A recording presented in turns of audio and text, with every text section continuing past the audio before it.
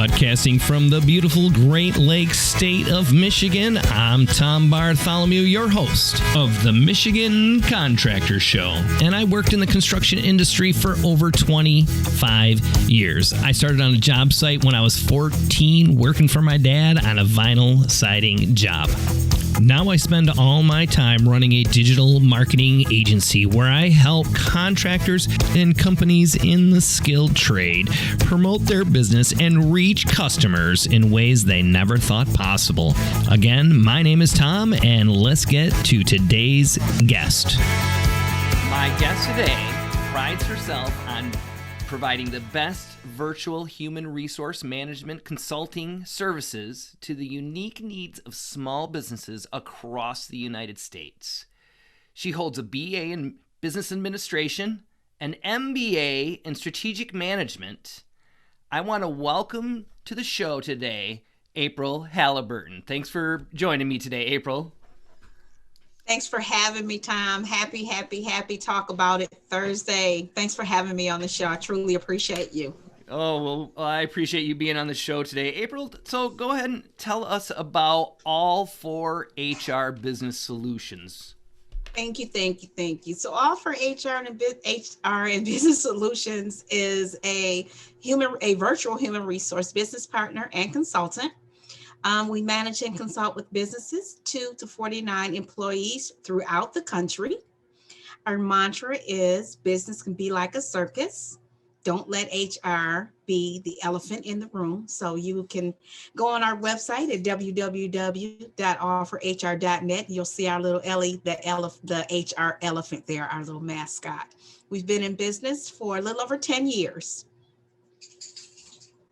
And we work really hard to meet the unique needs of small businesses across the country. Every business is different. I think the concept is with small business owners, which I always champion them as the mighty small business owners, is that we kind of feel the need to kind of just swing by the seat of our pants if we can. So that's why it's important, though, that we have a structured workforce with the policies and procedures that are needed. Yeah, I think you're right. I think sometimes a lot of businesses and contractors included, because obviously it's mostly contractors that listen to this show, and they do that's they're known by flying by the seat of their pants. Absolutely. Yes. So, April, how do you help contractors? So how All for HR and Business Solutions helps contractors is what we do is we make sure you have the policies and the procedures that are in place. Make sure that you are doing performance management so that you are able to, make sure you are monitoring the performance of your employees and helping them to better themselves so that they are putting their best foot forward. Those policies and procedures, as you know, they're there for the protection of the employer as well as the employee. So you want to make sure those policies and procedures that are in place, and you have that handbook, that employee handbook, that is the holy grail of your business. Yeah, you definitely, when you're onboarding, you're bringing in a new hire, It's probably not a good idea to just send them on the job site and say, here you go. Absolutely. And I think, the onboarding program has something that has really taken off within the last, say, 10 years, or maybe even a little longer, where it's very important that you have a structured onboarding program regardless to the size of your company or the industry you're in, but that you have that onboarding program that's going to bring on that new hire, make them feel welcome, make sure their packages are completely filled out right? So you're not looking and finding out that the I-9 was not done correctly 6 months down the line, right?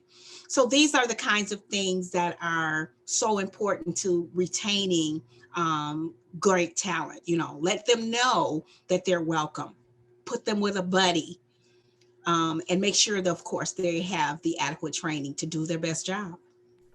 Well, I think that is so important, and I think what that also does is not only protect the employer on helping, bring on that employee, but I think it makes the employee feel more welcomed. If you just throw me on a job site, if you hire me and you just put me on a job site, I'm going to think, wow, they don't even know what I'm like or anything like that. And if I get a handbook that tells me about stuff, I'm going to feel a lot more comfortable and like you care about me. Absolutely. And that goes a long way, Tom, to retaining great employees. I'm telling you that the onboarding program, most companies, if they do not have an onboarding program, they will lose new talent within the first 30 to 90 days. And so you don't want to have to go through that process all over again, right? So you want to make sure they're trained. Again, put them with a buddy. So when they have questions, they have a go-to person, right? And make them feel welcome. That's so important. Yeah, I think one of the biggest things I hear contractors that I work with when I help them with their marketing is they say that getting employees is one of the hardest things they have. And from what I'm hearing from you is that maybe they could change those processes of how they're hiring and how they're onboarding those employees to help with lower the attrition rate. Absolutely. Absolutely. I hear small business owners or business owners all the time say, you know what? I really need to hire more people. We're not hiring people. Well, you know what, Tom, it begins with first retaining the talent that you have and then building on that, right? When you have that swinging door with employees going in and out, in and out, in and out, and you're going, I need more and more employees, then you have to take a look at your culture, your strategies, your environment, the things that you're doing in your business as to why are employees leaving so abruptly and so quickly? Why are they only staying 30, 60, 90 days or a year? What are you doing as an employer to have that great workforce, to retain those employees? Because you got to invest in your employees too. And that doesn't necessarily mean spending thousands of dollars on training programs. Okay, it's far more than that. It begins with the work culture. It begins with the strategies and the policies and the procedures that you have in place to protect those employees. Yeah, like you said, if you have a revolving door, which I think a lot of contractors they have that. They're really good at building and figuring out jobs and framing or whatever the task or their trade is, but maybe they don't have the certain skills of onboarding or a policy and procedure in place that would help them stop that revolving door. Absolutely. And if it doesn't stop it, it can significantly reduce that high turnover. Turnover is a huge problem, I think, in the contracting industry. And so you, again, have to look at how you are building your culture, your environment. What are you putting into your employees? As opposed to just bringing them on, let them fill out that application, and here's your start date. We need you here to get started. Making sure that they have the PPE that they need, making sure that they have the tools that they need, and just doing the things that are going to make them feel welcome and encourage and let them know that this isn't just a job. You're a part of a team, which is something greater. Yes. Everybody likes to feel like they belong. You got to have that feeling of belonging into your work, your tribe, whatever it may be. You have to feel like you belong. And a lot of the stuff that you're talking about would definitely help people feel that more. What is something that contractors that you've worked with don't think about very often? Retaining employees. What are the strategies to retain employees? They're always looking for new employees, and that's fine. Hiring and recruiting is huge, especially now during this pandemic. It's a huge challenge. And so again, you have to look at when you bring these employees on board, what are you doing to keep them? Okay. I think it's more so now, the industries, it's customer centered. So you have to make sure that the employees you're bringing on are bringing on have the necessary tools that they need to meet the needs of your client, right? So you have to make sure that they're trained. You can't just bring them in and throw them in and throw them to the wolves. You got to make sure they're trained, right? And again, an employee handbook is not just a handbook. That's the holy grail, Tom. Okay. So you got to bring those employees in. And then once a year, I always tell my clients, at least once a year, do a webinar or a luncheon or something for your employees where you're touching on those key aspects of the employee handbook that are going to be key to retaining good employees. And what are some of those? So three of them, I would say, performance management. How are they performing, and what can you do to help them perform better, right? Things like sexual harassment training. Okay, that's one. And just the necessary tools that you need for your employees to go, to operate every day to the best of their ability. So I would say, while the handbook has a lot of them, there are things like training, sexual harassment training, performance management, and employee conduct that should be reviewed every year. Wow. So definitely the construction industry is male dominated, as we know. It's just how it always has been. Yes. And I do see a little bit of a change in that, but it's still predominantly male. Most contractors or crews are all men. And what you're telling me is that they still should have a sexual harassment policy or training, even though they're all of the same sex on their crew? Absolutely. Because when you do that training, that encourages diversity on your team. So you may have a all male staff now, but you definitely don't want to always have a all male staff. You want to make sure that you are encouraging, equity and diversity inclusion in your business. Okay. So yes. And then even with the sexual harassment training time, that's not just among your staff. That's with dealing with clients, dealing with customers, dealing with vendors. Okay, so it's not just that's the whole realm. So definitely you want to do sexual harassment training once a year. Yes, absolutely. I agree. Mm-hmm. And I think that you're right that you are dealing with a lot of other people, the customers, mm-hmm. families and friends mm-hmm. that may be stopping over at their house while you're maybe remodeling mm-hmm. or your crew is in people's houses. I mean, you want to make sure that they're acting right when they're there.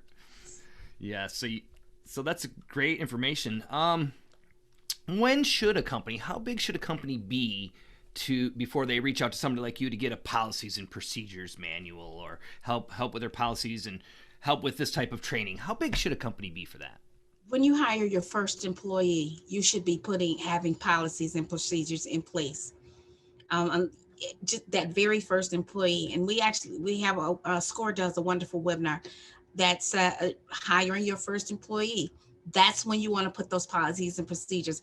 You don't want to wait, Tom, until you're putting out fires or you have a DOL audit on the way to start throwing policies in place. It's much better to start in the beginning and to grow and evolve and let those policies evolve, because some policies are going to change as you grow, right?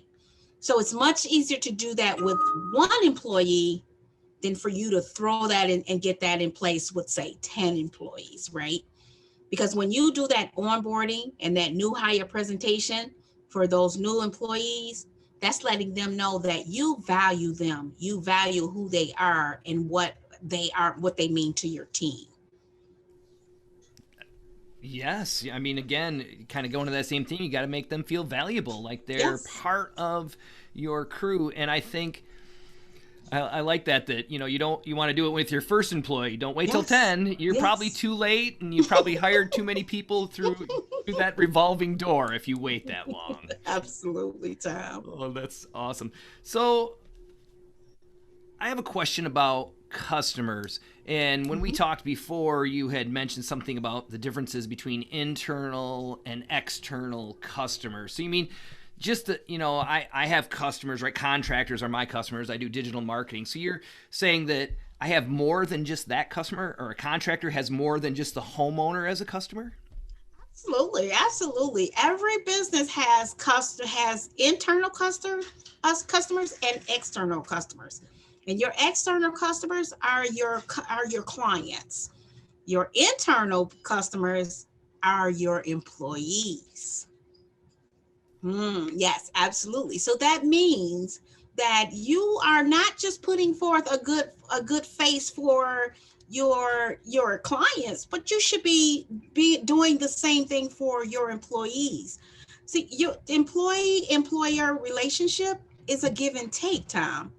So both of you, the employer and the employee, is contributing to the success of that team. Okay, so my dad, he goes way back and used to do a ton of construction back in the day, and he told me when he first started that they would get one little tiny break in the middle of the day and they would just yell at them, keep pounding, I don't hear any pounding. And you're saying that might not work nowadays? That won't work. That absolutely is not effective. So you're saying that they used to use really militant type style back then, and I think that was the way. That's what worked back then, because the jobs weren't the same. It was a different workforce, different mentality. But nowadays, you're saying I should be treating my employees as a customer, as external customers. You know that when a company is looking to hire, they put the job description on the job board, if you will. And so when your potential internal customers start looking at your company, they're going to look at your employer brand. They're going to look at who you are. What are people saying about you? What are your benefits? They're going to look at all of these things. And if they don't like them, they're going to keep moving. Right? If you don't catch their attention, they're going to keep moving.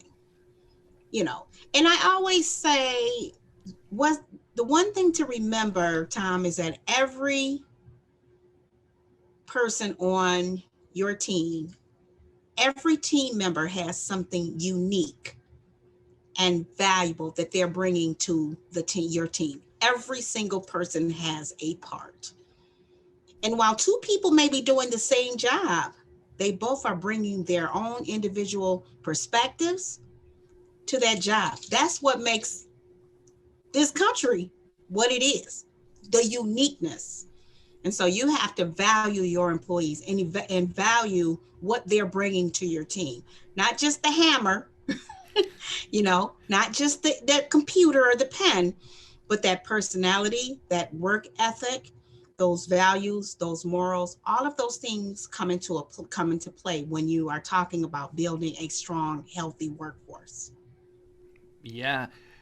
I like how you said that, they're going to look for reviews. And, nowadays with all of these, job boards online, and they allow you to leave reviews on the companies as an employee. I noticed, because I worked in senior management for a Four Seasons resort for many years. And we would, I had to help with managing those reviews, and most of the time it was just the people that were not happy leaving reviews, just like a lot of review sites and stuff. So what you're saying is that, and I agree, that people are looking at that. If you put out a job, a help wanted ad, they're gonna look you up today. There's no question. I guarantee everyone's gonna be looking you up. And if you have a bad rep online, because people will say if they have they're gonna review you. They're like, dang it, he was terrible, or that company was bad, and they're gonna go online and do as many reviews. So these type of things that you help them with, that's where you come in, is you can help them mitigate that with policies and procedures, hiring, practice, onboarding. And you had said something about you also do some recruiting. I do some recruiting for clients. Yes, I do some recruiting.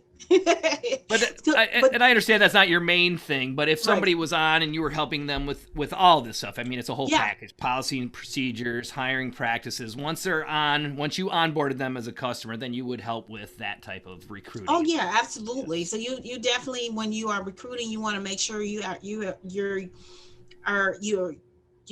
a brand online that you so that you are attracting the kind of talent that you're looking for. So you might, if you have an Indeed, on Indeed, if you're hiring on Indeed, make sure you have your career page with your logo and what your mission statement is, and some things about your company, so that people want to know more about working with your team, as opposed to clicking on a job description, and then that's all you see. Now, some people will apply, but most people are more intrigued when they see there's a career services page, that they can see more about this company and learn more about this company. And that kind of puts like a welcome mat, if you will, out to the talent you want to attract. Yeah, I think that even your social media profiles, not just your company, but if Mm-hmm. if you if you put your name on your company and people see that, they're going to look up your personal profiles Mm-hmm. too, aren't they? So they Yeah. really today they can really do a ton of research. So April, where are you located at? We are based out of Inkster, Michigan. Mhm. And so, but we service the whole country, and have been for several years. Wow. So you were doing virtual HR before even the Mm, pandemic. So before the work at home, you absolutely. were already doing that kind of stuff. Absolutely, absolutely. When the pandemic hit, I could hear people look on the several Zoom meetings we were having a day. Um, People were saying, "I know this is so new to me, but we had already been online. We've always been worked in the cloud." Well, I think you've really got the right path with doing it virtually. So any contractor just listening to this show, whether they're in Michigan, which predominantly will be, or they're in California, they can still Mhm. get a hold of you at all the number four, so all4hr.net. Absolutely, Yes, that's great. absolutely. And let's see here. April, you and we met at the Happy Neighborhood Project Yes. networking group, and your business is actually, tell me about how your business fits in with the Happy Neighborhood Project. Oh my goodness, the Happy Neighborhood Project. Oh my God, I love the Happy Neighborhood Project. I mean it. I used to could make it to every. We have our Michigan meetings on Fridays, and those are at 10 o'clock. And then they have the nationwide one, or no, the worldwide one, which is at 2 o'clock. So I used to could make it to all of them. So now I try to make it to as many as possible, because I've met so many people. I was referred to it by Tisha Hammond, the small business cheerleader, and I love going. It's always so refreshing. You see all those smiles, and Edwin is he's magical. He's just a wonderful, wonderful person. And so I really enjoy the Happy Neighborhood Project. I encourage people to, go network with people, go network with people in other states. If you're local, come to the 10 o'clock one on Fridays, and you never know who you're going to meet. Yeah, that's right. You never know. And that's how we connected. So it's a Absolutely. great way. And I've heard of a lot of, they have a page where if you do business with somebody, you should go fill it out. So people are getting, I think, I don't know, millions of Hmm. dollars in business that people have done through the Happy Neighborhood Project. And Absolutely. so I just wanted to quick touch on that because I think it's a Yeah. great thing and it's a great way for people to connect with other people, with other businesses, and find things out like maybe you do need a policy and procedures and you Hmm. need some hiring practices and make sure you have a good reputation online and all of that stuff. So they can come to you if they need help with all that when they hire their first employee or more. Absolutely. Absolutely. Absolutely. Get those policies and procedures in place with the first employee. Don't wait. Don't wait. If I did wait, you could still do it, though, right?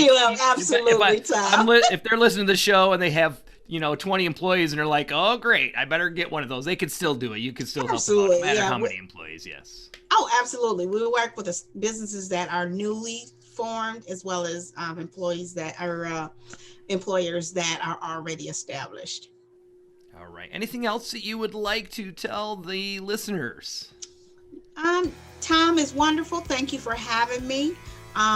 Contractors, it's so important that you make sure you have those policies and procedures in place, and your trainings. Your culture and your work environment is crucial to retaining top talent. It's crucial. It's so important. And that is how you get there, by structuring your business with the policies and procedures and SOPs that are needed for you to not only do the job and please your external customers, but to please your internal customers as well, your employees. Well, I think that you just gave us a whole bunch of great messages for slowing down that revolving door of attrition rate with employees. Well, April, thank you so much for being on the show today. I really appreciate it. And if you enjoyed April's message in this show, go ahead and like this video, subscribe to our channel, hit that bell so you'll be notified every time we have a new episode. And check out April at all4hr.net. And I'll put that in the show notes so they can find it real easy, April. And April, thanks again. I really appreciate you coming on the show. No. Thank you, Tom. It's a pleasure. I truly appreciate you inviting me. Thank you. I appreciate it. Yes, thank you again. Everybody take care. See you next time. Bye-bye. If you would like to be a guest on the Michigan Contractor Show, head on over to michigancontractorshow.com. Fill out the form. We'll get back to you and figure out a time for you to be on the show. Thanks again for watching. My name's Tom. See you next Tuesday.